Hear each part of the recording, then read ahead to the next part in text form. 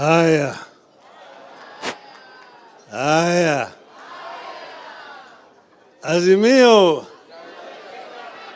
Azimio, Azimio. I was not yet ready to make a public speech, but this happened to be one of those few occasions when I must say something. I was told, the governor told me that today was the swearing in Mombasa, and as you know, I've been out of the country. I went to recuperate in the Spice Island of Zanzibar. I took my wife and children and grandchildren also to go and heal out of the shock that they got as a family.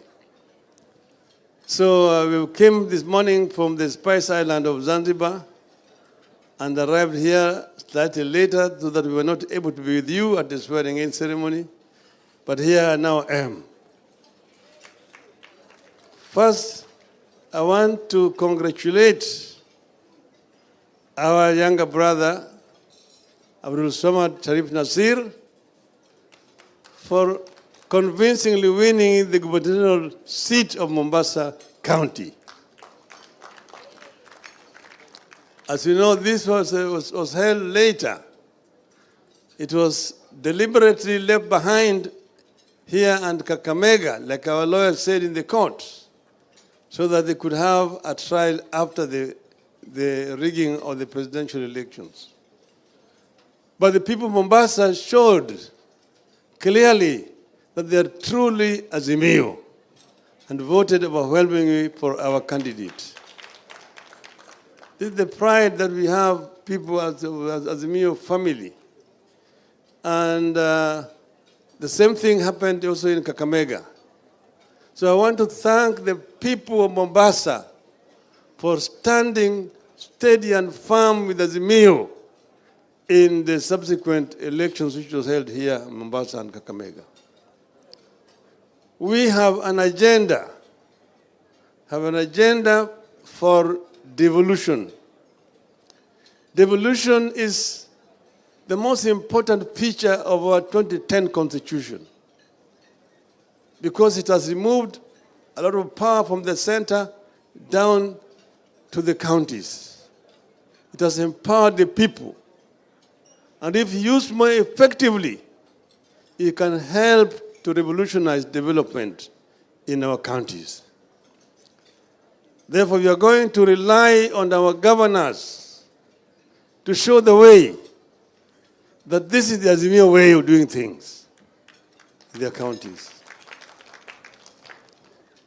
If our governors use the resources properly, if our MCAs also cooperate with the county government and perform their role properly, it can show the people that Azimio government really is the government, the best government that this country could have. So there are other things that we are going to be talking about sooner. Right now, we are still waiting. As you know, the Supreme Court said that you are going to give us the detailed judgment within 21 days. Today, we are just about less than 10 days remaining. We want to wait to see what this detailed ruling is going to be about.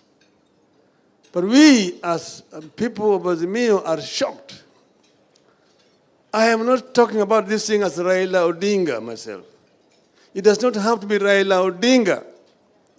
But my fear is that if what the people saw happen on the 5th of September is what they expect in 2027, I'm wondering why should the people wake up in the morning to go and queue to vote? Why should women, the elderly, the disabled queue for so many hours to cast their votes, when at the end of the day, it is a mercenary from Venezuela, called Mr. Jose Kamago, who eventually decides who becomes the president of this country. Why would the people waste their time? Mamluki wanakuja kutoka Venezuela na wao ndio wanapiga kura. Alafu unaonyesha mahakama ile ndio sahihi ya bwana Josea Mago. Hii mashine ilitoa kura sahihi kule Mount Elgon. Dakika 8 baadaye imetoa kura kule Nyeri. Inawezekanaje? Mahakama inasema hiyo si hoja. Haya si hoja. Shame on the judiciary of this country. And I see them protesting and trying to give threats and people. We will talk. The constitution of this country gives power to the people of Kenya. And all those other people exercising power are exercising donated power. So the judiciary is no exception. If they become rogue, we have power as the people of this country to reform them and send them home. We can lead a 1 million march to the judiciary to say, "Kwendeni nyumbani." And they would have no choice but to go home. So the judiciary should not threaten, blackmail the people of this country after they have done the message that they've done.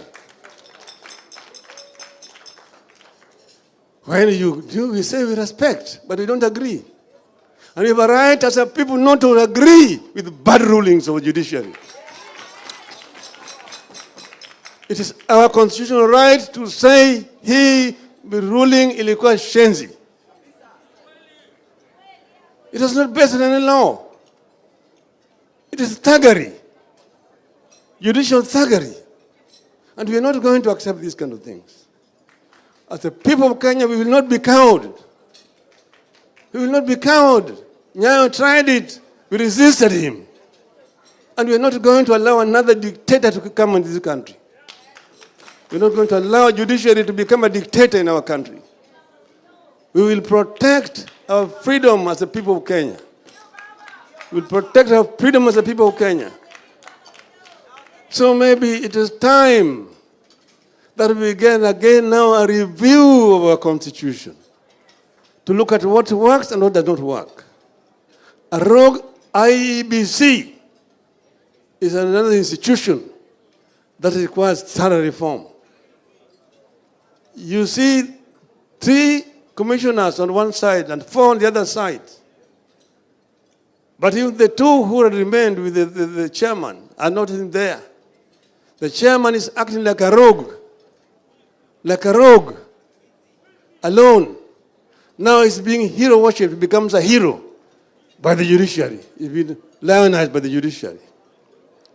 That now he's beginning to do the so-called reforms within the IBC. All those officers of the IBC who resisted the temptation to rig the elections are the ones who are now being targeted by the IBC.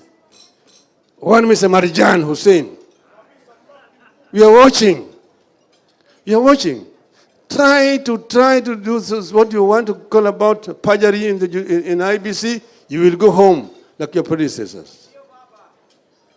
We must protect those commissioners of IBC who stood firm in spite of threats and intimidation and say that this is not right, this is wrong.